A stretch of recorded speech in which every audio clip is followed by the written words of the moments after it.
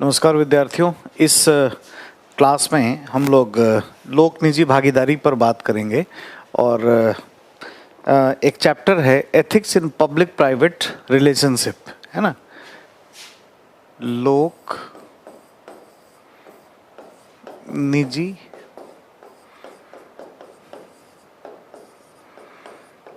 संबंधों में नैतिकता, है ना। तो ये एक तो हमारा एक चैप्टर है और एथिक्स एंड ह्यूमन इंटरफेस जो यूनिट है पूरा, उस यूनिट का ये आखिरी चैप्टर है और बहुत इम्पॉर्टेंट है। और जैसा कि हमने आपको बताया है कि केस स्टडी में भी कुछ प्रश्न पूछे जाते हैं, ऑलमोस्ट आधे प्रश्न केस स्टडी से आते हैं, तो आप इसको केस स्टडी के पॉइंट ऑफ व्यू से तैयार करिएगा। हालांकि यहाँ से अच्छे खासे प्रश्न पूछे जाते हैं, ठीक है। पहले तो इस चैप्टर को लेकर के कुछ मिसकॉन्सेप्शन है स्टूडेंट्स में, उसको पहले क्लैरिफाई कर लें। बच्चे ये सोचते हैं या कुछ फिलॉसफी पढ़ने पढ़ाने वाले हमारे मित्र बच्चों को समझा देते हैं, ये भी अच्छा नहीं है, है ना, कि ये जो है चैप्टर इसमें पढ़ना है कि एक व्यक्ति का जो व्यक्तिगत जीवन है और जो उसका निजी जीवन है उससे संबंधित कुछ शायद बातें इसमें करनी है। ये कुछ लोगों के द्वारा बता दिया जाता है, सो बच्चे इसमें कंफ्यूज हो जाते हैं। ये देखिए, लोक निजी संबंधों में नैतिकता में पब्लिक सेक्टर और प्राइवेट सेक्टर के बीच के रिलेशनशिप हैं, उनमें नैतिक कंसर्न या एथिकल कंसर्न क्या क्या हैं, इसको पढ़ना है। और ये हमारे, है ना, एग्जाम्स के पॉइंट ऑफ व्यू से बड़ा इम्पॉर्टेंट हो जाता है। इसमें हमें क्या क्या देखना है, किन किन बातों पे ध्यान देना है। पहले कि ये जो लोक और निजी जो हम संबंध बना रहे हैं, ये हम करते ही क्यों हैं। पहले तो हमें इस पर ध्यान देना है कि हम ये क्यों करते हैं, ठीक है, ये ध्यान देना है। फिर अगर ऐसे हम संबंध बनाते हैं तो पब्लिक प्राइवेट पार्टनरशिप थोड़ा इकोनॉमिक्स में भी ये काम आ जाएगा, है ना। तो हमारे यहाँ लोक निजी जो संबंध हैं, PPP अगर हम करते हैं तो इसके प्रकार क्या हैं, इसके फॉर्म्स क्या क्या हैं, फॉर्म्स या इसके प्रकार क्या हैं, हमें ये भी देखना है, ये जानना है। इतना ही नहीं, हमें ये भी जानना है कि इसमें मुद्दे क्या हैं, लोक निजी संबंधों के इश्यूज कौन कौन से हैं, मुद्दे, ठीक है। तो इसमें जैसा कि ठेकेदार से संबंधित इश्यूज पे भी सवाल आएगा। हम जो कॉन्ट्रैक्ट देते हैं ठेकेदारी, इससे रिलेटेड चैलेंजेस क्या हैं, और खूब सारे क्वेश्चन यहाँ से आए हैं। जैसे कोई पुल बनाने का प्रोजेक्ट है, वहाँ कोई ठेकेदार काम करता है और वो डैमेज हो जाता है या वो पूरा नहीं हो पाता है किसी भी तरीके से, उस संदर्भ में प्रश्न हमसे पूछे जाएंगे और यहाँ से सवाल अच्छा खासा आया हुआ है, ठीक है। ये हमें ध्यान देना है, कॉन्ट्रैक्ट आउट के कॉन्टेक्स्ट में होगा। या फिर PR या लोक संबंध के स्तर पर, है ना, PR कंपनी पब्लिक रिलेशंस, या इसको कॉरपोरेट लॉबिंग कहते हैं, अभी बात करेंगे इस पर। यहाँ से क्या क्या चैलेंजेस हैं, किसी भी मंत्रालय के स्तर पर क्या चैलेंजेस पाया जाता है, कोई विनियामक प्राधिकरण है, विनियामक प्राधिकरण ये कहीं लोक निजी संबंध में इन्वॉल्व है, जैसे try telecom regulatory authority of India, अगर एयरटेल, रिलायंस, जियो उसको कुछ अवेलेबल कराता है या कोई टेलीफोनी फ्रीक्वेंसी के आवंटन कराने में कोई भूमिका निभाता है, तो यहाँ पे कोई अनैतिक चीज़ें ना हों, इस पर भी ध्यान देने की ज़रूरत है। इश्यूज हमारे कानून को भी लेकर के है, लॉ के संदर्भ में भी है, क्योंकि भारत में कोई भी स्पष्ट कानून ऐसा नहीं है जो ये बताए कि एक लोक क्षेत्रक और निजी क्षेत्रक के बीच अगर मान लीजिए कुछ होता है, कुछ फंड्स ट्रांसफ़र हो जाते हैं, तो वो एथिकल है या नहीं है ये बताता नहीं है। ठीक है, ये कोई भी जो ऑर्गेनाइजेशन है इसे कोई स्पष्ट नहीं करता है। ठीक है, यूजुअली हमारे यहाँ जो कानून है, जैसे जो भ्रष्टाचार विरोधी जो कानून है, प्रिवेंशन ऑफ करप्शन एक्ट 1947/1988, उसमें ये कहा गया है कि एक तरफ से लोक हाथ और एक तरफ से निजी हाथ, इन दोनों के बीच अगर कुछ होता है लेन देन अनएथिकल तरीके से, तो उसे ही रिश्वत कहा जाएगा। बाकी कोई और कानून ऐसा हमारे पास नहीं है ना। जैसे लोक निजी को छोड़कर निजी हाथों में ही अगर पैसे का धन का लेन देन हो तो उसे रिश्वत घोषित कर सके, ऐसा कोई हमारे पास कानून ही हमने नहीं बनाया। मनमोहन सिंह जी की सरकार ने इस पर प्रोसेस किया था और उन्होंने बहुत ही अच्छे प्रोसेस करके काम इस पर शुरू किया था। और इंडियन पीनल कोड में एक नया चैप्टर जोड़ने का कार्यक्रम था, पर वो कंप्लीट हो नहीं पाया, सरकार बदल गई तो स्थिति बदल गई। तो ऐसे कुछ इश्यूज़ हैं हमारे लिए और यही एग्ज़ाम के लिए मोस्ट इम्पॉर्टेंट होंगे। मैं आपको ये हाईलाइट कर देता हूँ कि ये जो है ना कॉन्ट्रैक्ट और पब्लिक रिलेशन या कॉरपोरेट लॉबिंग, ये मोस्ट इम्पॉर्टेंट होगा, है ना, एग्ज़ाम के पॉइंट ऑफ व्यू से। ठीक है, तो स्टार्ट हो जाते हैं हम लोग और देखते हैं कि भाई हम क्यों करते हैं, है ना, लोक निजी संबंध करते ही क्यों हैं।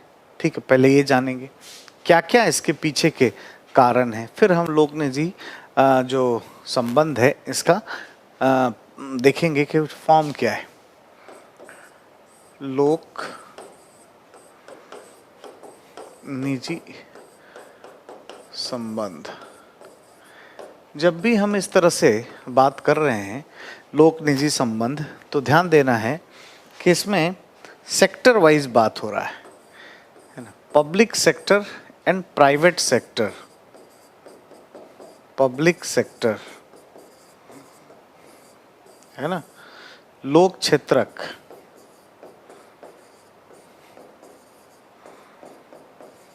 लोक क्षेत्रक, और दूसरा है प्राइवेट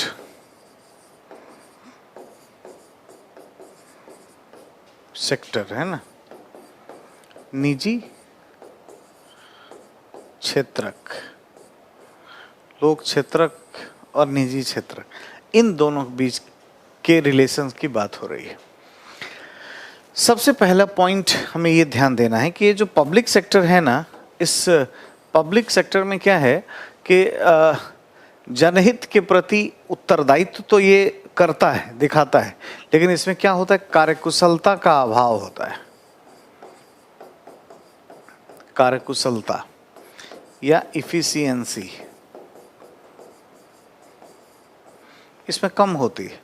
ठीक है, और दूसरे साइड में ये जो है प्राइवेट सेक्टर, इसमें कार्यकुशलता अच्छी होती है, क्योंकि इसमें अच्छे तकनीक प्रयोग किए जाते हैं, कर्मचारी मेरिट के आधार पे होते हैं, कोई रिजर्वेशन एज सच नहीं दिया जाता है।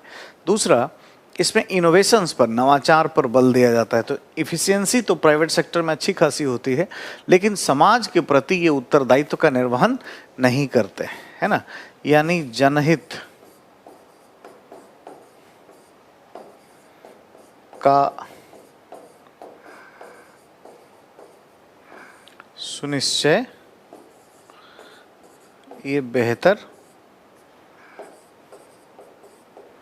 नहीं करते। या आप ऐसा समझें कि कॉरपोरेट गवर्नेंस या कॉरपोरेट सोशल रिस्पॉन्सिबिलिटी, CSR, बहुत अच्छे तरीके से इनमें देखा नहीं जाता है। भारत जैसे देश में ये और भी दिक्कत में है, कार्यकुशलता का अभाव है। अब देखो, अगर हम इन दोनों को जोड़ दें, दोनों को अगर हम मिला दें, तो क्या है, एक को दूसरा चीज़ मिल जाएगा। जैसे पब्लिक सेक्टर जनहित के लिए अच्छा काम करता है, इफ़िशियंसी मिल जाएगी अगर हम PPP के आधार पर काम करने लगें, तो लोक निजी भागीदारी से काम करें तो। और जो प्राइवेट सेक्टर है, उन्हें भी सामाजिक उत्तरदायित्व सीखने को मिलेगा और वो भी समाज के प्रति बेहतर तरीके से दायित्वों का निर्वहन करेंगे। तो ये तो बहुत सामान्य सी अवधारणा है कि हम ऐसा क्यों आज कर रहे हैं। इसके पीछे कुछ सैद्धांतिक आधार भी हैं। लोक निजी संबंध हम क्यों बनाएं, इसके पीछे बहुत सारे सैद्धांतिक आधार हैं। ठीक है, ट्रिपल पी की हम बात कर रहे हैं कि हम ये क्यों करते हैं। ठीक है, क्यों कर रहे हैं। पहला पॉइंट, यूएसएसआर का डूबना जो है या उसका विघटन हो जाना, असफल हो जाना, ये अति राज्यवाद का जो है असफलता है। यूएसएसआर या सोवियत संघ का असफल होना,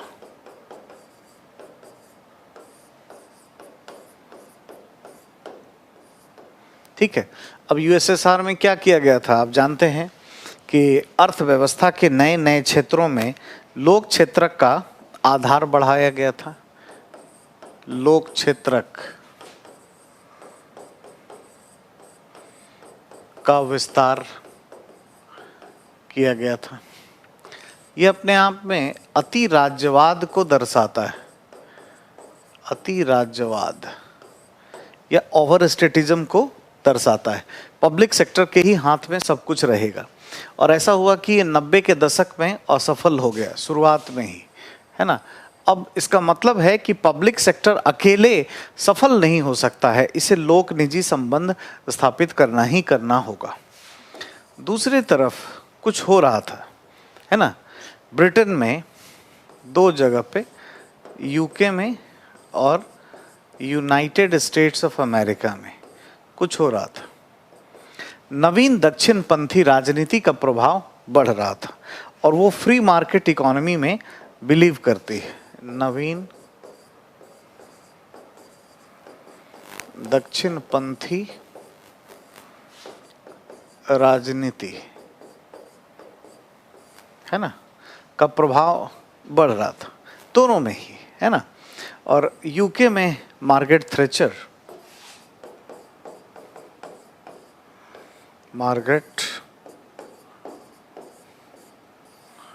थ्रेचर और यूएसए में रोनाल्ड रीगन,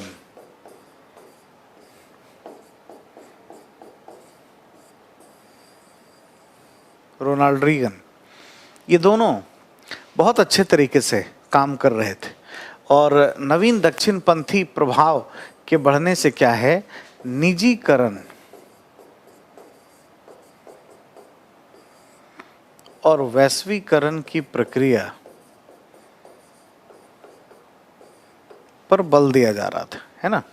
जैसे 1980 के दशक में ही ये मिली, ये जैसे यूके में प्रधानमंत्री रही, पीएम रही, ये 1979 से लेकर 1990 तक।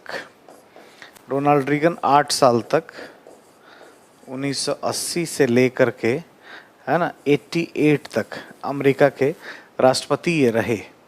तो इन दोनों के द्वारा चीज़ें प्रस्तुत की गई, ठीक है। और निजीकरण पर बल इन्हीं के सुधार योजना के आधार पर दिया जाने लगा।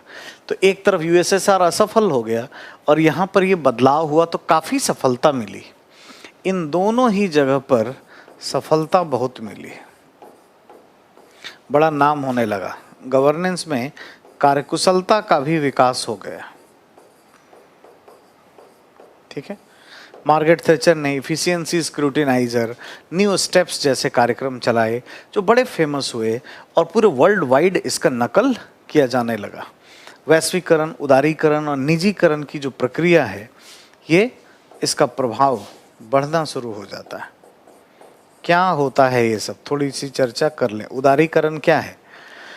उदारीकृत तरीके से, लिबरल तरीके से संगठनों को चलाना, इंस्पेक्टर कोटा परमिट राज को समाप्त करना, डी लाइसेंसिंग करना, क्वांटिटेटिव रेस्ट्रिक्शंस को समाप्त करना, है ना, आयात निर्यात पर मात्रात्मक बंधनों को मिटाना, ये सभी क्या है, ये तमाम चीज़ हमें उदारीकरण के आधार पर देखने को मिलता है। प्राइवेटाइजेशन क्या है? लोक क्षेत्रक में निजी क्षेत्रक की भूमिका को बढ़ाना, ठीक है। ये नहीं कि मालिकाना हक लोक क्षेत्रक से निजी क्षेत्रक में दे देना, ये नहीं होता है। नेक्स्ट जो है वैश्वीकरण। वैश्वीकरण में हम देखते हैं कि भारतीय व्यवस्था का अंतर्राष्ट्रीय व्यवस्थाओं के साथ सम्मिलन या राष्ट्रीय व्यवस्थाओं का अंतर्राष्ट्रीय व्यवस्थाओं के साथ सम्मिलन इसमें शामिल होता है। ये तमाम चीज़ यहाँ पर किया गया और इससे लोक निजी भागीदारी या पब्लिक सेक्टर प्राइवेट सेक्टर एक दूसरे के नज़दीक आने लगे। और इसमें और भी बिंदु देखने को मिलते हैं। तीसरा जो इम्पॉर्टेंट चीज़ है, अगर भारत के संदर्भ में देखें तो राजीव गांधी ये जब प्रधानमंत्री बने तो इन्होंने भी बहुत सारी सुधार योजनाएं संचालित की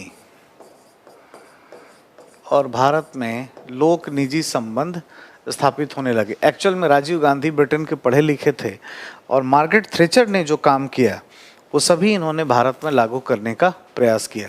थ्रेचेरियन इकोनॉमिक्स भारत में राजीव इकोनॉमिक्स का रूप ले लेता है। तो एलपीजी पैराडाइम को भारत में लागू करने का सबसे पहला श्रेय जो है वो राजीव गांधी को ही है। लिबरलाइजेशन, प्राइवेटाइजेशन और ग्लोबलाइजेशन, एलपीजी का सेंस ये है। आप एलपीजी गैस मत समझ लेना, है ना, ये है। दूसरा, इन्होंने निजीकरण की प्रक्रिया को बढ़ाने के लिए क्या है, जो पीएसयूज हैं, पब्लिक सेक्टर अंडरटेकिंग जो है, इनका प्राइवेटाइजेशन शुरू कर दिया, निजीकरण शुरू कर दिया। इसमें सुधार करने के लिए BIFR, board for industrial and financial reconstruction, ऐसे संगठन इन्होंने बनाए, ठीक है। और बहुत सारे लोगों को फायर किया, है ना। जैसे VRS की पॉलिसी भी स्टार्ट की गई, VRS की नीति, एग्जिट पॉलिसी, ये भी स्टार्ट की गई, ठीक है। अर्जुन सेन गुप्ता कमेटी को बनाया, है ना। MOU, memorandum of understanding, MOU भी लोक निजी भागीदारी के लिए ही होता है कि भाई कोई मंत्रालय और किसी प्राइवेट कंपनी या किसी सरकारी कंपनी और प्राइवेट कंपनी के बीच में एक तरीके का कुछ कॉन्ट्रैक्ट होता है कि ये दोनों किस तरह से भूमिकाएं निभाएंगे, ठीक है। तो ये तमाम चीज़ राजीव गांधी के इसमें होना शुरू हो गया। तो राजीव गांधी ने भारत में इंडियन कॉन्टेक्स्ट में शुरुआत की। इनका जो टाइम है वो 1984 से लेकर 89 तक रहा। आप देखेंगे कि ये वही टाइम है जो आपने यहाँ देखा है। ऑलमोस्ट मार्गरेट थ्रेचर, रोनाल्ड रीगन का दौर ही जो है वो भारत में भी दिखाई देता है। तो इंडियन कॉन्टेक्स्ट में यहाँ पर चीज़ें कुछ होनी शुरू हो गई। ये भी इसके पीछे का कारण है। इतना ही नहीं, अगर आप देखेंगे तो कुछ समिति बनाई गई है ना। उन समितियों के द्वारा भारत में अगर विकास तेजी से करना है तो लोक निजी भागीदारी को, मतलब इसकी वकालत काफ़ी बड़े स्तर पर की गई। तो 2 समिति हम देख सकते हैं सुधार के लिए। सुधार की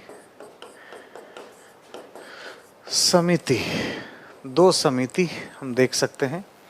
एक तो राकेश मोहन समिति,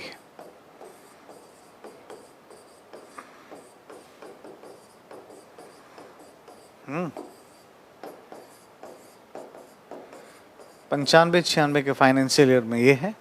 और जो दूसरी समिति है ये है दीपक पारेख समिति, ठीक है, 2006। ये 2 समितियां सिफारिश करती हैं लोक निजी भागीदारी की।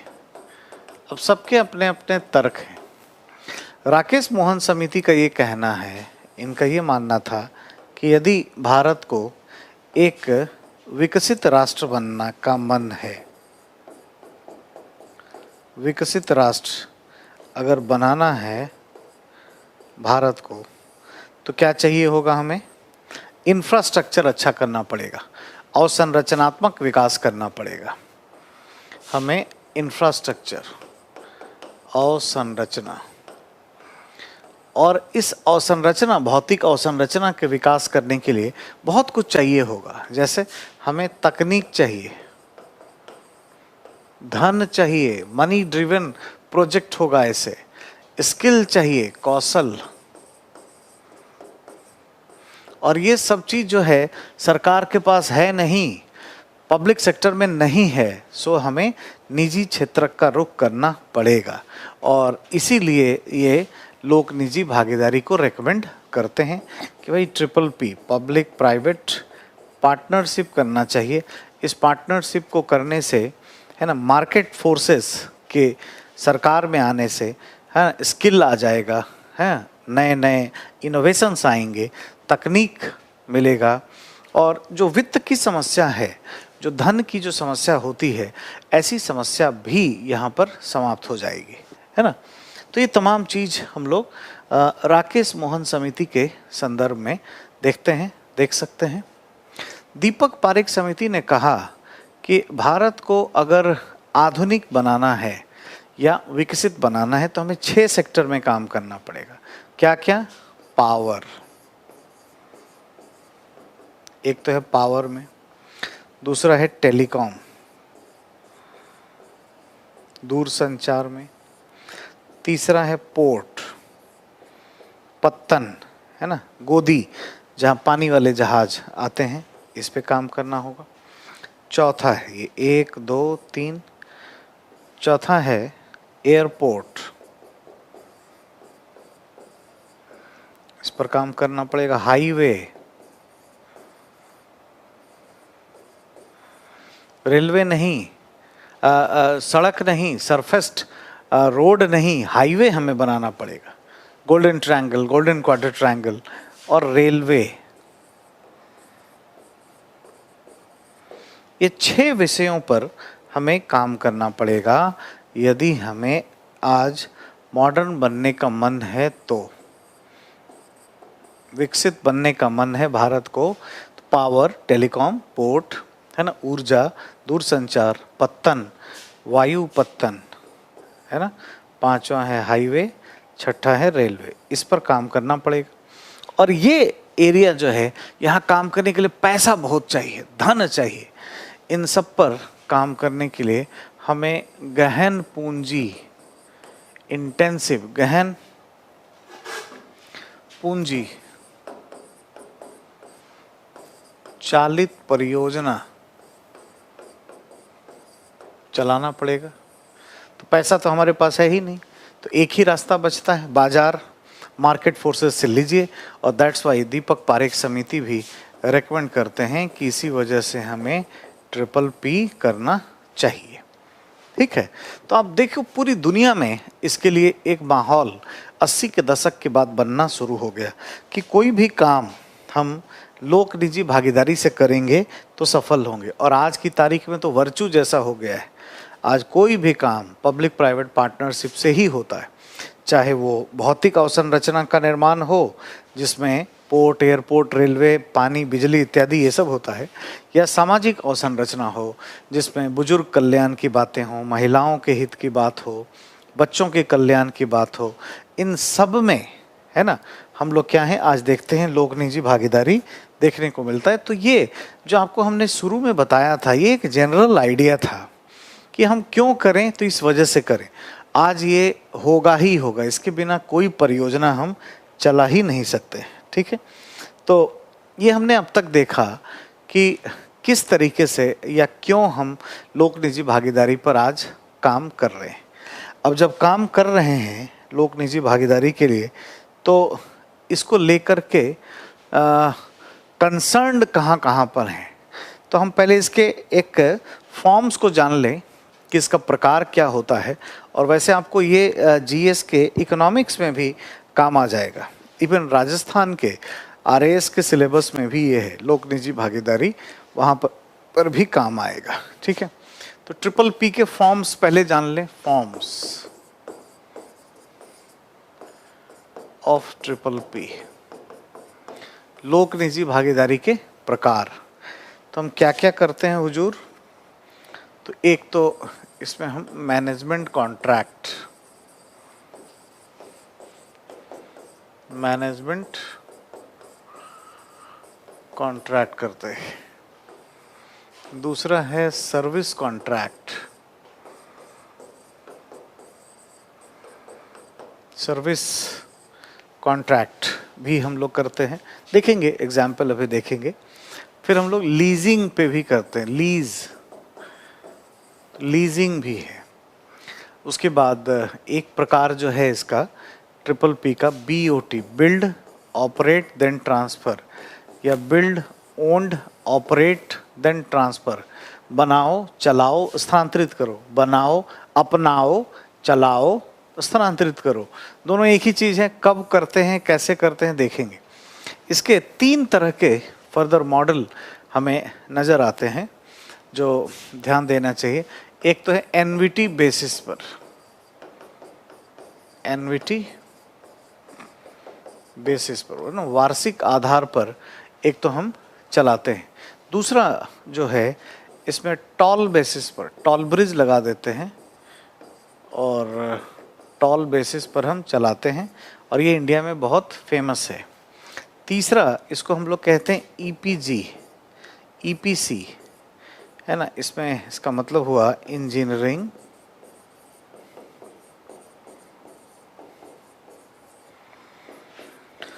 प्रोक्यूरमेंट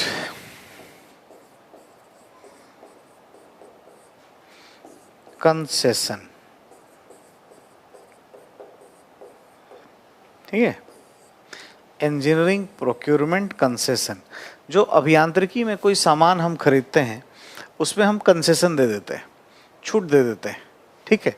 तो इससे पोर्ट वोट बनाने का काम करते हैं। इसके बाद एक जो फेमस है, जो उसको कहते हैं ग्रीनफील्ड प्रोजेक्ट, ग्रीनफील्ड प्रोजेक्ट। ये सब पढ़ना है इकोनॉमिक्स में। मैं आपको बस थोड़ी चर्चा कर रहा हूँ कि आपका कॉन्सेप्ट ठीक हो जाए, और हमें तो अपने एथिकल मुद्दे पर आना है, हमें तो अपनी बात करनी है। मैनेजमेंट कॉन्ट्रैक्ट का एग्जाम्पल अगर देखें तो क्या है, ठीक है। जैसे कोई प्राइवेट कंपनी और पब्लिक सेक्टर की कंपनी कोई जॉइंट वेंचर अगर करती है तो ये हो सकता है, इसमें कोई भी जॉइंट वेंचर हो सकता है, फाइनेंस को ले करके या कोई और, है ना, हो सकता है। सर्विस सेक्टर में जैसे जो भी सर्विसेज हम देते हैं वहाँ पर लोक निजी भागीदारी देखने को मिलती है, जैसे संचार में या यातायात में, स्वास्थ्य में, है, कहीं पे भी कोई भी जो सेवा है, यातायात है ना, या परिवहन, ठीक है ना, संचार एटसेट्रा, जो भी सेवा है, या हेल्थ सर्विसेज में भी आप देखोगे कि हॉस्पिटल में भी अगर दवाइयाँ सरकार दे रही है तो पानी पिलाने का प्रोजेक्ट या पानी की सप्लाई या ऑक्सीजन की सप्लाई किसी प्राइवेट कंपनी को होगी। तो आज हर जगह ऑलमोस्ट ये होता ही होता है। लीज में क्या होता है कि 11 महीने से लेकर के 99 वर्षों तक का एक कॉन्ट्रैक्ट हो जाता है। जैसे इसका एग्जाम्पल हम देख सकते हैं, टर्मिनल 3 एयरपोर्ट दिल्ली का, ये 2 लोगों के टाई अप से बना है, एयरपोर्ट अथॉरिटी ऑफ इंडिया है ना, और GMR एक प्राइवेट कंपनी है, ये मिल करके एयरपोर्ट का मैनेजमेंट देखते हैं। आप अगर दिल्ली एयरपोर्ट जाएंगे तो वहाँ आपको GMR का मिल जाएगा, ग्राउंड फोर्सेस काम करता हुआ। बिल्ड ऑपरेट देन ट्रांसफ़र, जैसे मान लीजिए कि कोई परियोजना है जिसमें जो तकनीक चाहिए वो तकनीक हमारे यहाँ अगर उपलब्ध नहीं है तो कैसे होगा, कैसे काम होगा। तो उस केस में हम फिर क्या करते हैं, कोई कंपनी से टाई अप करते हैं, वो हमारे यहाँ बनाता है, चलाता है, हमें दे देता है।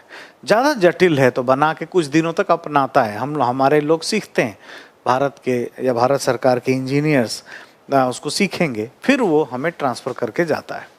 तो BOT या बिल्ड ऑपरेट एंड ट्रांसफ़र, ये सब क्या है। अब इसमें 3 फर्दर मॉडल है। एक तो है कि हम कोई काम करवा के वार्षिक आधार पे कुछ पैसा दे देते हैं। मान लीजिए हमने सड़कें बनवाई, सड़क को चौड़ा किया, किसी कंपनी ने योगदान दिया, एनुअली हम कुछ पैसा दे दिए। दूसरा कि हम एक टाई अप किए कि भाई आप हमारा इतना किलोमीटर सड़क को ठीक बनाओ, हम वहाँ पे टॉल ब्रिज लगाएंगे, जैसे National Highway Authority of India toll bridge वहाँ पे लगाएगी, और वो पैसा सीधे प्राइवेट कंपनी के हाथ में जाएगा, और उसको हेल्प करने का काम, इन्फोर्समेंट करने का काम इसी के द्वारा किया जाएगा। ठीक है, तो ये भी एक है, इसमें कुछ टाइम होता है, समय होता है। भारत में सबसे ज़्यादा पॉपुलर है ये जो टॉल ब्रिज है, ये बहुत ही लोकप्रिय है ना, और सस्ता भी ये पड़ता है। हम लोगों ने अब तक जितने प्रयोग किए हैं इसमें घाटा सहे हैं, ये ठीक रहता है, ऐसा नीति आयोग या पुराने ज़माने के नियोजन आयोग का भी मानना था। अब उसके बाद एक है इंजीनियरिंग प्रोक्योरमेंट कंसेशन। इससे हम पोर्ट जैसे तूतीकोरिन या कोच्चि में, ठीक है, यहाँ पे नेवल जो फोर्स है उनका ट्रेनिंग इंस्टीट्यूट भी है, या डायमंड हार्बर, तो पोर्ट के जीर्णोद्धार या उद्धार कराने का हम काम करते हैं। रशियन कंपनी से बहुत सारा टाई अप हमने किया है कि भाई आपको एक हमारा पोर्ट को सुधारना है, उसमें जो भी तकनीक लग रही है, मान लो 100 रुपए की तकनीक, मैं काल्पनिक एग्जाम्पल ले रहा हूँ, करोड़ों अरबों का होता है, तो अगर 100 रुपए की कोई तकनीक लगती है तो 80% भारत सरकार उसमें कंसेशन दे देगी, मतलब आपका 20 रुपए लगा तो आपका पैसा कम लगेगा। ये करके हम उनको मोटिवेट करते हैं कि आप हमारा काम करने आइए। फिर वहाँ पर पोर्ट का जो टैक्स होगा, जो भी कस्टम ड्यूटी होगा, उसका हम कुछ परसेंट कुछ साल तक आपको देंगे। इस तरीके से करके हम काम करा लेते हैं। हमारे पास तो इतना पैसा है नहीं, तो प्राइवेट कंपनी से हम लेते हैं। टॉल बेसिस जो है गोल्डन ट्रायंगल, गोल्डन क्वाड्र ट्रायंगल में बड़ा काम आया है, तो इसको हाईवे निर्माण में बहुत ज़्यादा यूज़ करते हैं, है ना, बहुत ही ज़्यादा। तो इस तरीके का एग्जाम्पल है। ये जो ग्रीनफील्ड प्रोजेक्ट है ये वर्ल्ड बैंक के द्वारा संचालित किया जाता है ना। तो सुदूर पिछड़े क्षेत्रों में जो किसान हैं या गरीब लोग हैं, उनके परचेजिंग पावर को बढ़ाना इसका लक्ष्य होता है ग्रीनफील्ड प्रोजेक्ट का। इसमें एक तो पेड़ लगाना, ये सब भी शामिल होता है कि पर्यावरण का भी संरक्षण हो जाए, जो भी डीकम्पोज होने लायक है ऐसे ही एलिमेंट्स का हम यहाँ पर प्रयोग करते हैं, प्लास्टिक के यूज़ नहीं करते हैं। जैसे रांची में आप देखेंगे तो लोहरदगा में इसका अच्छा खासा प्रयोग हुआ है, उड़ीसा में ढेर सारी कंपनीज आकर के काम करती हैं। तो सुदूर क्षेत्रों में जैसे हम कोई फूड पार्क लगा सकते हैं, फूड प्रोसेसिंग यूनिट्स हम लगा सकते हैं, एक्सक्लूसिव इकोनॉमिक जोन भी हम बनाते हैं, कई बार एयरपोर्ट भी बनाते हैं, तो ग्रीनफील्ड एयरपोर्ट भी होता है, ठीक है, ग्रीन एयरपोर्ट भी इसमें होता है, और ये भी लोक निजी भागीदारी से संचालित होता है। और जैसे कोई फूड प्रोसेसिंग का यूनिट है, मान लीजिए कि एग्रीकल्चरल प्रोडक्ट्स को और बेहतर बना करके सेल करने का, किसान अगर गेहूं चावल बेचेगा तो कितना कमाई होगा, तो उसका गेहूं ले करके उसमें चॉकलेट कोक वगैरह मिला करके अगर हम सेल करें तो वो ज़्यादा अच्छा बिकेगा, या कोई ड्रिंक बना करके हम करें तो अच्छा होगा। तो उस तरह के कोई प्रोजेक्ट हम चला सकते हैं, और इसके लिए किसानों को उसका अच्छा खासा लाभांश जो है वो दिया जाता है। तो ये परचेजिंग पावर को बढ़ाने के लिए एक है। तो कई उद्देश्य इसके हैं, क्रय शक्ति को बढ़ाना, पर्यावरण को सुनिश्चित करना, इंफ्रास्ट्रक्चर का डेवलपमेंट करना, और ये किसके द्वारा चालित है? विश्व बैंक।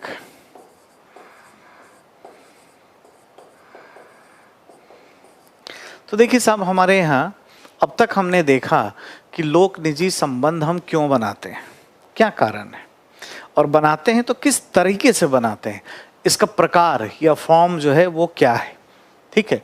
अब इसमें एथिकल मुद्दे क्या हैं, नैतिक मुद्दे क्या हैं, हमें ये देखना है।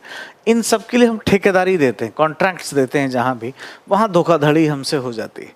ठेकेदार, आप कोई फिल्म देखे होंगे अक्षय कुमार की, कॉन्ट्रैक्टर टिचकुले, वो किस तरीके से गड़बड़ करता है, और एक ठेकेदार का स्वरूप बड़ा अच्छे से उस फिल्म में दिखाया गया है।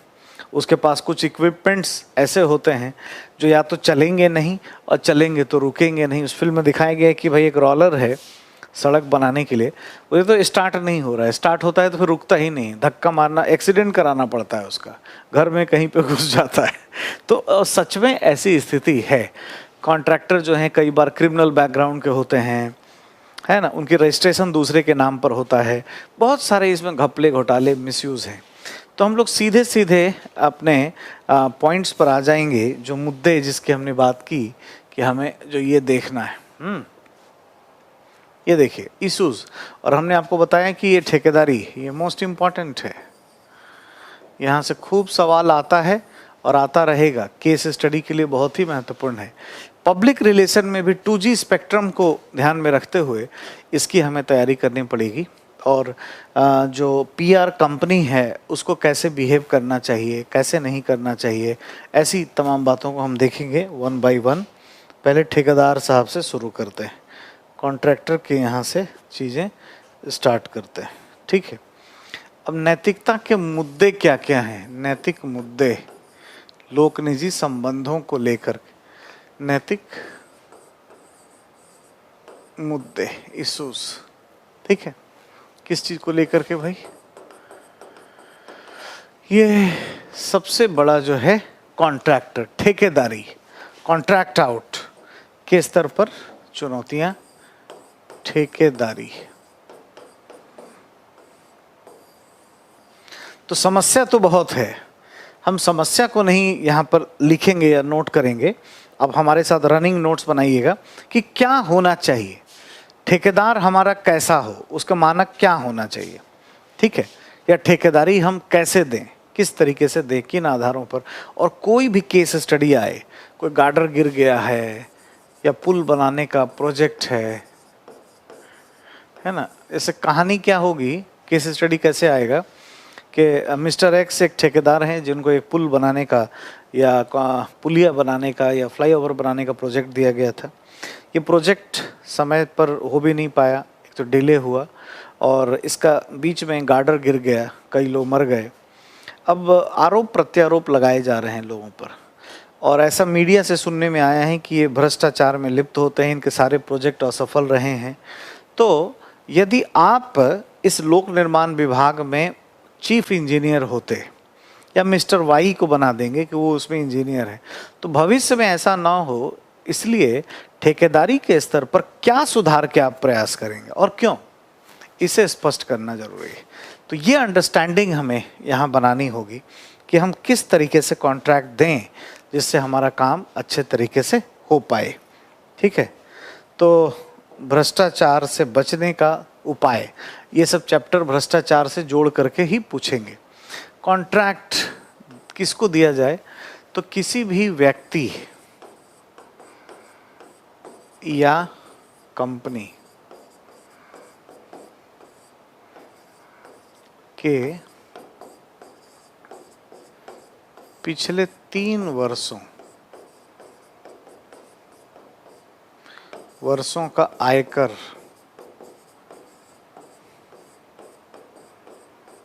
रिटर्न एवं लेखा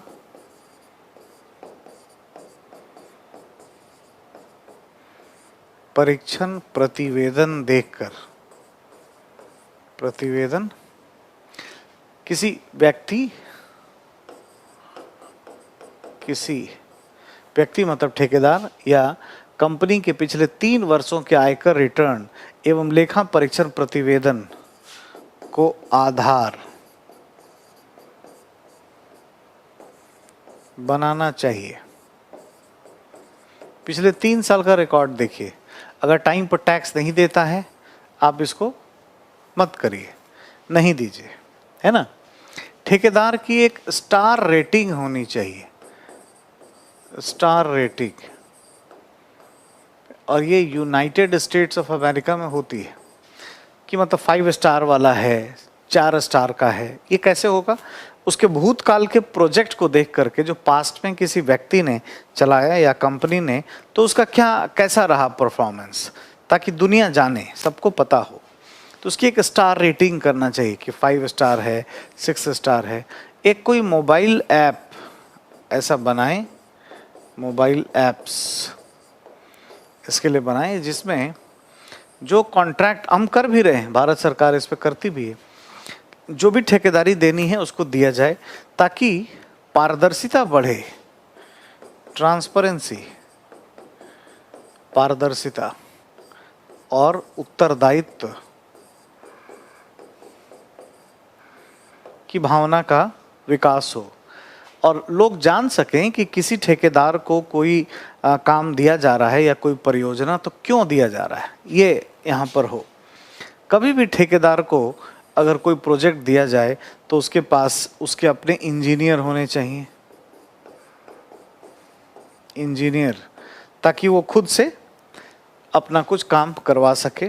ठीक है, लगभग उसका 50% धन निवेश करा लें। कितना चोरी करेगा? मान लीजिए 100 रुपये का प्रोजेक्ट है तो 51-52 रुपये लगवा दीजिए, तो बहुत गड़बड़ नहीं करेगा। पहले ही लगवाइए, निवेश ये एक बना लें, है ना। इतना ही नहीं, इसके पास अपने ऑडिटर होने चाहिए, लेखा परीक्षक इसके पास अपने हों, अपने इंजीनियर हों, लेखा परीक्षक इसके पास हों, इसके पास पर्याप्त तकनीक हो, तकनीक ये सब क्या है, उपलब्ध होने चाहिए, तभी दीजिए, वरना मत दीजिए, है ना। हमेशा जैसे जेसीबी मशीन, पोकलैन, रोलर, ये सब अच्छा होना चाहिए, टेक्नोलॉजी। यानी हमें प्रोफेशनली काम करना है, ऐसे व्यक्ति को नहीं देना है जो काम ही नहीं किया हो पहले और कुछ जानता ही ना हो, तो सब डूब जाएगा। ठीक है, इतना ही नहीं, ठेकेदारी जो है वो बोली लगाने की पद्धति से हो, बोली लगाने, ऑक्शन मेथड, बोली लगाने की पद्धति से ठेकेदारी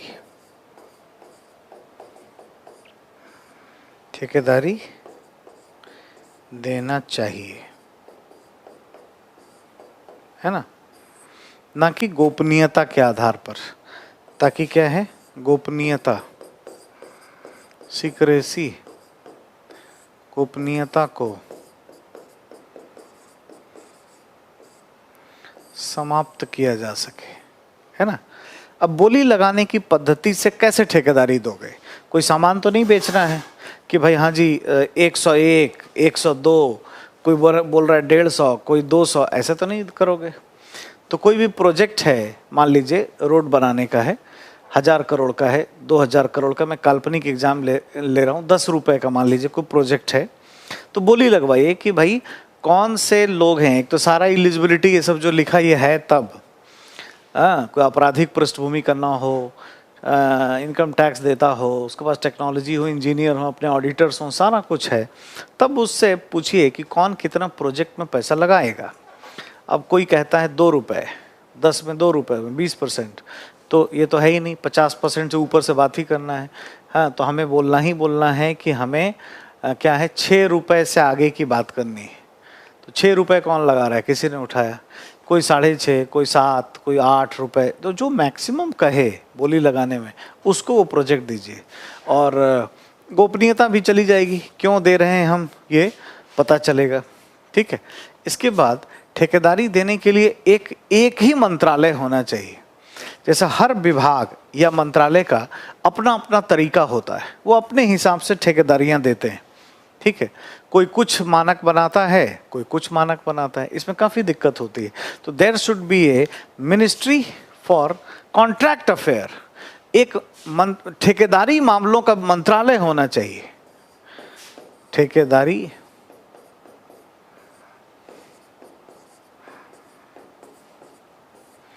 मामलों का मंत्रालय। तो देखो इससे क्या होगा, इससे पॉलिसी जो है हमारी वो सही हो जाएगी, पॉलिसी में एक रूपता आ जाएगी, एकीकरण आ जाएगा कि भाई ठेकेदारी रोड बनाने के लिए कैसे दिया जाएगा, है ना, पुल बनाने के लिए क्या क्या चीज़ होगा, चीज़ें फिक्स हो जाएंगी। कुछ इधर उधर है ना, चोरी सीनाचोरी होने की संभावनाएं, भ्रष्ट अभ्यास होने की संभावनाएं नहीं होंगी। चूँकि इसमें लोक निर्माण विभाग अपने तरीके से करता है, तो अलग अलग, संचार मंत्रालय में अलग तरीके से, डिफेंस में अलग तरीके से, अलग अलग तरीके डेवलप हम लोग कर लेते हैं, इससे दिक्कतें तमाम होती हैं। तो ये तमाम चीज़ें हमें देखना है। ये एक इम्पॉर्टेंट है कि कोई भी आपराधिक मामले में लिप्त ना हो ठेकेदार, अपराध में शामिल ना हो, ये भी इसमें ध्यान रखना है। तो क्या क्या चीज़ें हुई, एक बार सम अप कर लेते हैं और आपको हाईलाइट कर देते हैं कि हमें किन किन बातों का ध्यान देना है। सबसे पहला और ज़रूरी बात तो हमने यहाँ देखा, क्या क्या देखा ये, कि भाई हमें, है ना, 3 साल का एक मानक बना करके इनकम टैक्स रिटर्न और लेखा परीक्षण रिपोर्ट देखना चाहिए कि कहीं गड़बड़ तो नहीं करता है। बोली लगाने की पद्धति से देना चाहिए ताकि मैक्सिमम इन्वेस्टमेंट हो जाए। तीसरी बात कि ठेकेदारी के मामलों का मंत्रालय होना चाहिए ताकि इसमें क्या है, एक तरीके से नीतिगत समानता आ जाए। चौथी बात, आपराधिक पृष्ठभूमि के व्यक्ति को नहीं देना चाहिए। पांचवी बात कि भाई उनके पास अपने इंजीनियर, 50% से ज़्यादा धन लगाने की क्षमता, लेखा परीक्षक ऑडिटर्स उसके अपने हो, मतलब प्रोफेशनल कंपनी हो साहब, थोड़ा ढंग से काम करता हो। छठी बात कि कोई मोबाइल ऐप बना करके क्या ठेकेदारी दे रहे हैं, किसको दे रहे हैं, ये बताएं तो ट्रांसपेरेंसी बढ़ेगी, लोग भी थोड़े आलोचना करेंगे। और ठेकेदार सही होना चाहिए, कॉन्ट्रैक्टर टिचकुले के जैसा ना हो, तो स्टार रेटिंग भी हो जाए कि भाई ऐसे हमारे यहाँ इंडिया में कॉन्ट्रैक्टर सलीम का बड़ा नाम है, सलमान खान के पिताजी नहीं, तो वो एक हैं कॉन्ट्रैक्टर सलीम, उनको बड़े बड़े कॉन्ट्रैक्ट्स मिलते हैं, लेकिन ये कोई आधार नहीं है, दुनिया नहीं जान पाती। अगर स्टार रेटिंग हो जाएगी, जैसे होटल की रेटिंग होती है गूगल पर कि भाई 4.5 है तो अच्छा है, या इसका 2.5 है तो खराब है, रेटिंग स्टार रेटिंग हो कॉन्ट्रैक्टर की, ऐसा अगर हम करेंगे तो ठेकेदारी भी अच्छा हो जाएगी। ठीक है, ये सभी ध्यान रखना है। किसी केस स्टडी के कॉन्टेक्स्ट में बड़ा प्रैक्टिकल टाइप का क्वेश्चन आएगा, इसमें कोई खास चीज़ रट लेने से बात नहीं बनेगा। इसी अंडरस्टैंडिंग को जो आपने सुना और ये सारे पॉइंट्स जो आपने लिखे, ये सारे पॉइंट्स आपको काम आएंगे, है ना। क्वेश्चन एक हम यहाँ पर नोट कर लें, ठेकेदारी के संदर्भ में भ्रष्टाचार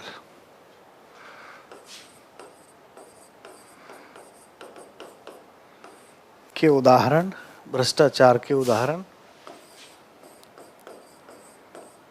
देखने को मिलते हैं। ऐसी परिस्थिति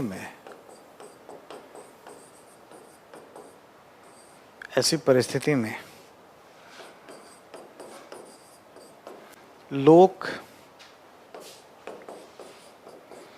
निजी संबंध के स्तर पर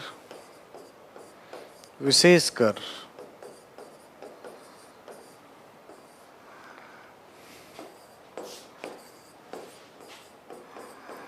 ठेकेदारी के स्तर पर आप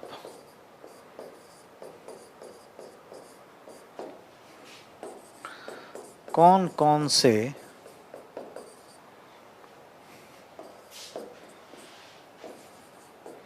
सुझाव देना चाहेंगे।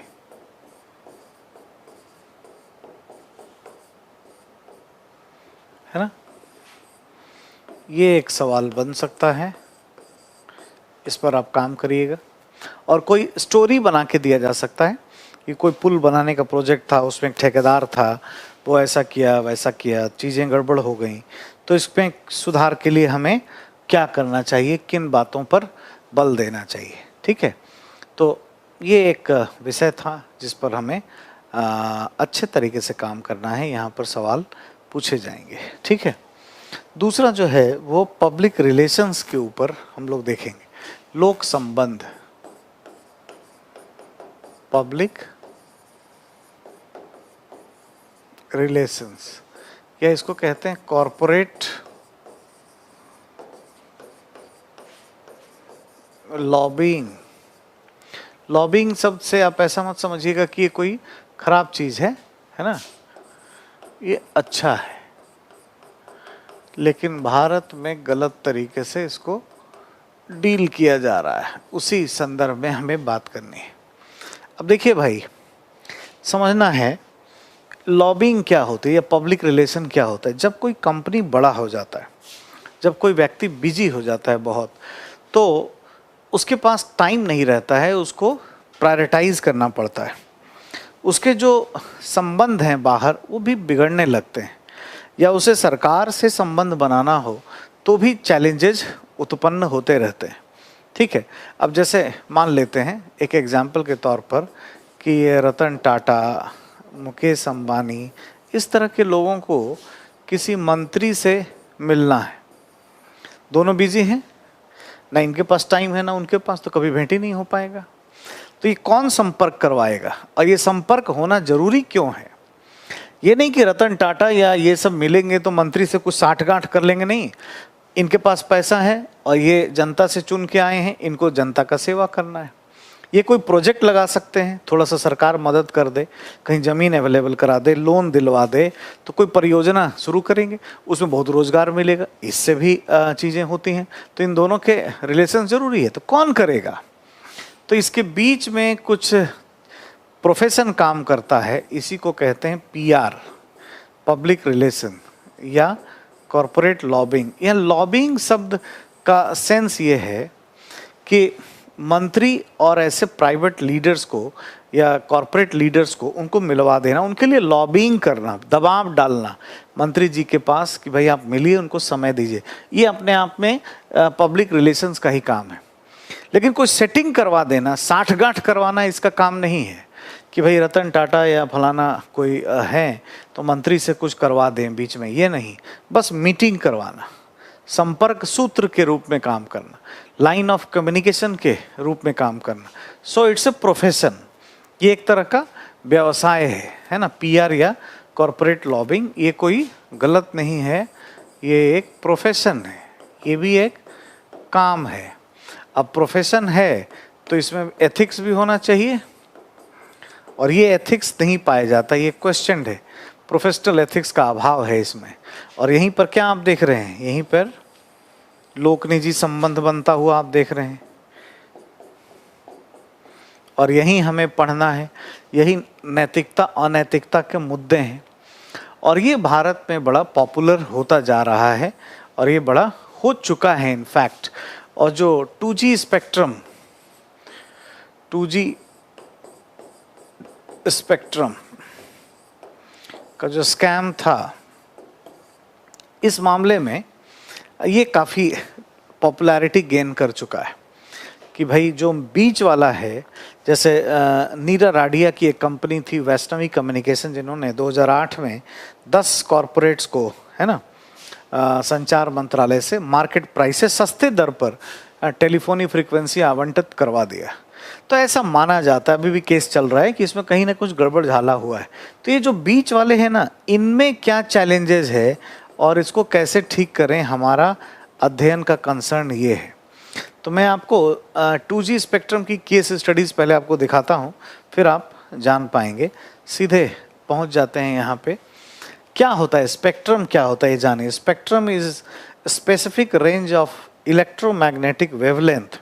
ये एक इलेक्ट्रोमैग्नेटिक वेवलेंथ का एक रेंज है, ठीक है, which is used in radio, TV, broadcast, mobile communication and internet facility.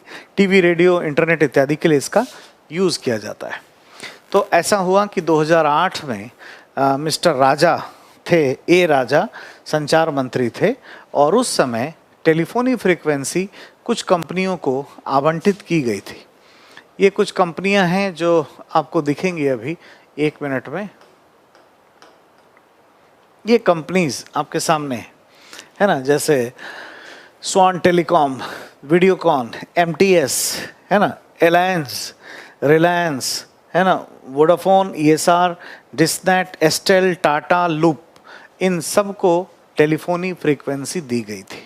और ऐसा कहना है ना, CAG के द्वारा कि मार्केट प्राइस से सस्ते दर पर देने से 1,76,000 करोड़ का नुकसान हुआ, क्योंकि वो हमारे ट्रेजरी में नहीं आ पाया। ध्यान दीजिए, यहाँ कोई लूट नहीं हुआ है, लेकिन अगर आप सस्ते दर पर दे देते हैं, ठीक है, तो क्या होगा, नुकसान हुआ, घाटा हुआ। एक लोक सेवक का काम होता है कि सरकारी संसाधनों को वो अधिक से अधिक, है ना, पैसे पर बेचे, ताकि उसका उपयोग जो है जनहित के लिए हो सके। लेकिन इसमें ऐसा नहीं हुआ। ऐसा उस समय के CAG विनोद राय के द्वारा ये कहा गया। और विनोद राय जी बहुत ही अच्छे IAS अफसर होते हैं CAG, उन्होंने बहुत अच्छी किताब लिखी है, not just an accountant, CAG, not just an accountant. ये अकाउंटेंट नहीं है, कहीं और है और कुछ और भी है ना। और आप जब एक बार IAS बन जाइए तो ज़रूर पढ़िएगा। तो ये पाया गया कि ये सब जो इन कॉरपोरेट्स को दिया गया, इसमें कुछ लोगों की संदिग्ध भूमिकाएं थी। ये 4 एजेंसियां इस पर जांच करने के लिए थी। एक तो CAG, controller and auditor general of India, जो विनोद राय जी थे, और CVC, सेंट्रल विजिलेंस कमीशन, जिसकी स्थापना 1964 में के संथानम कमेटी के रिकमेंडेशन पर हुई है। और जब स्थापना हुई थी तो ये कार्यकारी शासनादेश से स्थापना हुई थी। 2003 में इसके लिए अलग से CVC एक्ट बना दिया गया, तो अब ये स्टैट्यूटरी बॉडी है। ऐसा ही डायरेक्टरेट ऑफ इन्फोर्समेंट, तो ED भी हवाला जैसे मामलों की जांच करता है, ये निदेशालय है ना। और फिर CBI, central bureau of investigation, जिसकी स्थापना 1963 से हुई और ये 1956 से ही काम कर रहा है, 56-57 के फाइनेंशियल ईयर से। ये 4 एजेंसियां, हालांकि इसमें इनकम टैक्स डिपार्टमेंट भी था, ये दिलवाने में कुछ लोगों की भूमिका इसमें रही, जो कॉरपोरेट लीडर को मंत्री से संपर्क करवाने का काम करते हैं। यहाँ नीचे एक मैडम का फोटो आपको दिख रहा है, ये मिसेज नीरा राडिया हैं, जो ब्रिटेन में अपनी एक कंपनी चला रही थी, वैष्णवी कम्युनिकेशंस, और इनकी कंपनी जो है वो कॉरपोरेट लॉबिंग का काम करती थी। और इसी कंपनी ने मंत्री से टाई अप करवाया और जो 10 कॉरपोरेट आप देखे इनके क्लाइंट थे, उन सबको मार्केट प्राइस से सस्ते दर पर दिलवा दिया। और क्या हुआ कि उसकी 50% फ्रीक्वेंसी को बेच करके वो सारी कंपनियां रातों रात बड़ी जाइंट कंपनियां हो गई, जैसे एस्टेल, कोई नहीं जानता था, काफ़ी बड़ी कंपनी वो बन गई। तो ऐसा माना गया कि इन्होंने, ऐसा आरोप है कि ऐसा किया तो कहीं ना कहीं ये संचार मंत्री को दूसरे एंगल से इन्होंने कुछ करने का सोचा होगा, ठीक है, ऐसा माना गया। ऐसा अभी क्लियर अभी भी पूरी तरीके से नहीं। कुछ ऐसे पत्रकार, वीर सांघवी, हिंदुस्तान टाइम्स के एडिटर, और यहाँ एक मैडम आपको दिख रही हैं, NDTV की जर्नलिस्ट है ना, वर्षा दत्त, ऐसे लोगों पर भी थोड़े से चीज़ें हुई कि ये भी संदिग्ध भूमिका इनकी थी, बट क्लियर नहीं हो पाया, स्पष्ट नहीं हो पाया। मेजरली इनके टेप से इन लोगों का नाम सामने आया था, इनकी भूमिका इसमें मिली, इन्वेस्टिगेशन हुए, लोग जेल भी गए बहुत लंबे समय तक, जो मंत्री थे, मंत्री महोदय भी जेल गए, लेकिन 6-7 साल तक कोई एविडेंस पूरे तरीके से नहीं मिला, तो उनको बेल भी मिल गया है। लेकिन ऐसा नहीं कि इसका मतलब ये केस खत्म हो गया, अभी भी ऑलरेडी चल रहा है। सुप्रीम कोर्ट ने माना है कि इसमें कहीं ना कहीं गड़बड़ी तो हुई ही हुई है, ठीक है। तो कुल मिलाकर ये है कि ये जो मिडिल मैन जो होते हैं, मध्यस्थ करने वाले, लोक संपर्क वाले, वो ऐसा करते हैं। और 1,76,000 करोड़ विनोद राय जी ने कहा कि वो हमारे पास आया होता तो कितना बड़ा एक मामला है। तो ये अभी हमें पढ़ना है कि भविष्य में ऐसा ना हो, इसके लिए हमें क्या करना चाहिए। ये सारे आप देख रहे हैं जो चीज़ें हुई थी। और 2G स्पेक्ट्रम, 2G क्या होता है, बड़ा है, 2G is the short form of second generation wireless telephone technology. Wireless telephone 2G generation, second generation, ये वायरलेस टेलीफोन टेक्नोलॉजी होता है, ठीक है। तो इसकी फ्रीक्वेंसी दी जाती है बेसिकली। अब आपने अभी एक देखा स्टडी में कि किस तरीके से 2G स्पेक्ट्रम में जो मध्यस्थ हैं इनकी संदिग्ध भूमिका हो जाती है। तो भविष्य में 2G स्पेक्ट्रम जैसा मामला कोई उत्पन्न ना हो, इसके लिए क्या करना चाहिए। पब्लिक संपर्क वाली जो कंपनियां हैं उनमें क्या क्या चीज़ें हमें करनी चाहिए, ठीक है। तो लोक संपर्क के स्तर पर या कॉरपोरेट लॉबिंग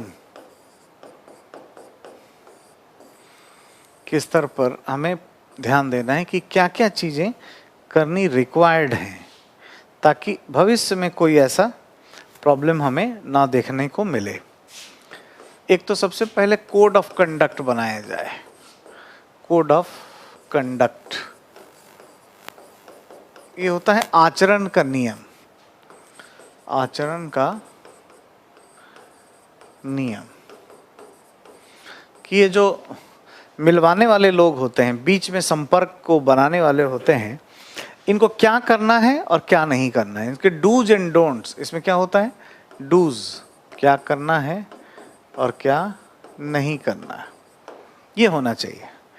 तो इसके डोंट्स में बहुत कुछ रखा जाए कि भाई आप कोई सेटिंग नहीं करा सकते हैं, आपने कब मीटिंग करवाया इसकी पब्लिकली सूचना देनी पड़ेगी, आपका अकाउंट चेक किया जाएगा, ऐसा बहुत सारा हम इसमें कंडक्ट बना सकते हैं। प्रोफेशनल एथिक्स के लिए ज़रूरी है ना। हमने एक शब्द यूज़ किया, व्यावसायिक नैतिकता। व्यावसायिक नैतिकता के लिए है ना कॉरपोरेट लॉबिंग पर एक्ट बनाया जा सकता है, पीआर, या कॉरपोरेट लॉबिंग पर कोई नया हम कानून बना सकते हैं ताकि ये तय हो सके कि ये कोई गड़बड़ ना करे। तीसरा, जो भी इनके क्लाइंट होते हैं उनके व्यक्तित्व का महिमा मंडन नहीं करना चाहिए, इन्हें संपर्क सूत्र का कार्य करना चाहिए।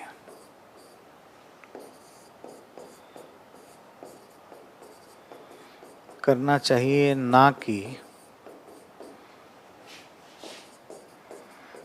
अपने क्लाइंट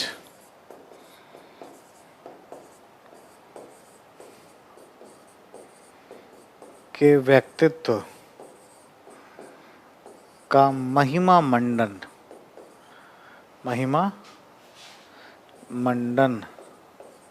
स्प्लेंडेड तरीके से मंत्री के सामने जा कर के खूब बढ़ा चढ़ा कर नहीं बोलना चाहिए कि रतन टाटा या कोई भी XYZ बहुत अच्छे व्यक्ति हैं, आप उनसे एक बार मिल लीजिए, ये वो ये सब नहीं। बस सूचना दीजिए कि आप टाइम दीजिए, है ना, अब ये डिसीजन आपका होगा, ठीक है, ये आपका कॉल होगा। जो CVC है, केंद्रीय सतर्कता आयोग, उसको मॉनिटरिंग का तरीका कुछ देना चाहिए, कुछ कि ऐसे लोगों को नियंत्रित किया जा सके। CVC जो केंद्रीय सतर्कता आयोग है के द्वारा मॉनिटरिंग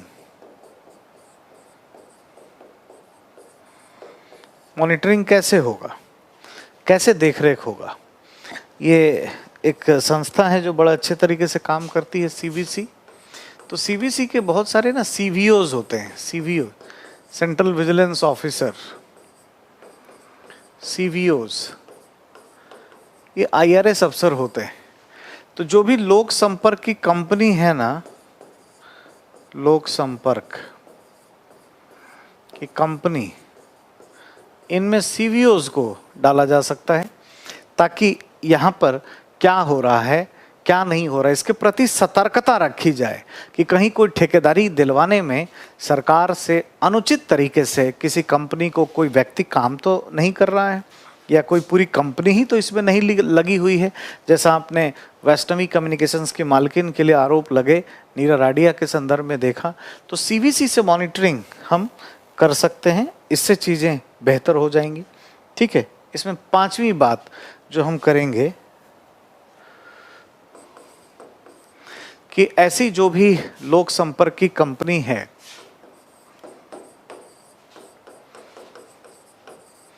लोक संपर्क की बड़ी कंपनी है ना, जो PPP में काम करती है, जो PPP के लिए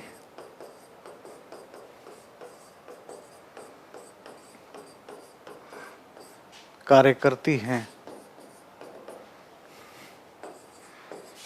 इनके लेखा अकाउंट्स, लेखा की जांच CAG controller and auditor general of India, CAG के द्वारा भी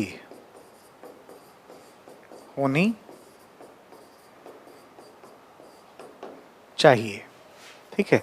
तो CAG से जांच कराएंगे तो क्या होगा, पहले ही ये पता चल जाएगा कि ये कंपनी कोई गलत ट्रैक पे जा रही है, इसको रोकना जरूरी है। तो ये सब काम हम पहले से ही चेक एंड बैलेंस यहाँ पर रख सकते हैं, इसको बेहतर तरीके से ठीक कर सकते हैं। अब इस पर सवाल पूछ सकते हैं कि जहाँ पे नीरा राडिया की जो कंपनी थी वैष्णवी कंपनी, नाम हाइड कर देंगे, कोई X नाम की कंपनी है जो संचार मंत्रालय से 10 निजी कंपनियों को मार्केट प्राइस से सस्ते दर पर टेलीफोनी फ्रीक्वेंसी आवंटित करा देती है। ऐसे आरोप लगे हैं कि मार्केट प्राइस से सस्ते दर पे देने से सरकार को बहुत घाटा हुआ, ये कंपनियों ने खूब मुनाफा कमाया। और इसमें जो ये एक्स नामक जो कंपनी थी, इसकी संदिग्ध भूमिका है, ठीक है। तो भविष्य में ऐसी घटना ना घटे, इसके लिए यदि आप कॉरपोरेट मामलों के मंत्रालय के सेक्रेटरी होते तो किस तरह की नीतियां बनाते और क्या क्या काम करते, ऐसा सवाल आपसे पूछेंगे और पूछेंगे ही पूछेंगे। ये मोस्ट इम्पॉर्टेंट है, तो ये सभी आप इस्तेमाल करोगे। केस स्टडी के लिए ही बताया है ना। ये एक इम्पॉर्टेंट एरिया है जो केसेस के कॉन्टेक्स्ट में आपको काम करना चाहिए। तो ये तमाम बातें हमने आपको बताई। अब इसमें जो कुछ कुछ था, ये मेजरली ये दो चीज़ था जो हमने बताया कि ये मोस्ट इम्पॉर्टेंट है, लोक संपर्क वाला भी, और यहाँ से इनसे तो सीधे सीधे सवाल होंगे। लॉ के बारे में हमने बताया, लॉ में क्या कमी है। हमारे पास कोई कानून नहीं है जो निजी हाथों में भी पैसे का लेन देन हो तो उसको रिश्वत बता सके। जैसा 2G स्पेक्ट्रम में आप देख रहे थे, इन 10 कॉरपोरेट ने जिस दिन ये ठेकेदारी की घोषणा हुई उसी रात में बहुत बल्क में पैसा ट्रांसफ़र किया, तो सैकड़ों करोड़ का ट्रांसफ़र हुआ। तो इनकम टैक्स डिपार्टमेंट के कान खड़े हो गए कि ये क्या हो रहा है, एक छोटी मोटी कंपनी रातों रात इतनी बड़ी जाइंट कंपनी कैसे बन गई, इतना पैसा इसके पास कहाँ से आया, इसका जांच करना ज़रूरी है। तो कानून में बदलाव होना चाहिए। जो रेगुलेटरी अथॉरिटी, इनको सरकार से स्वायत्त बनाना चाहिए। अलग से चैप्टर है गवर्नेंस में, इस पे बारे में ज़्यादा बात करेंगे। ये कार्यपालिका से जुड़े हुए होते हैं, इनको स्वायत्तता देना चाहिए। मंत्रालय के स्तर पे हमने कहा कि ठेकेदारी के मामलों का एक अलग मंत्रालय ही बनाना चाहिए, तभी लोक निजी संबंध जो है हम ठीक तरीके से चला पाएंगे। तो बच्चों, इस तरीके से ये पूरा का पूरा unit ethics and human interface इसके साथ कंप्लीट हो जाता है। एक भी चीज़ हमने छोड़ा नहीं है। आप अगर अच्छे से इसको पढ़ेंगे ना, मैं कह रहा हूँ गारंटी से आपको सारे चीज़ मिल जाएंगे। मैं तो क्वेश्चन आंसर भी डिस्कस करूँगा, है ना। सबके PDF में आपको दे रहा हूँ, अच्छे से आप पढ़िए और ऐसे ही तैयारी करते फिर हम लोग अगले क्लास में मिलेंगे। Thank you.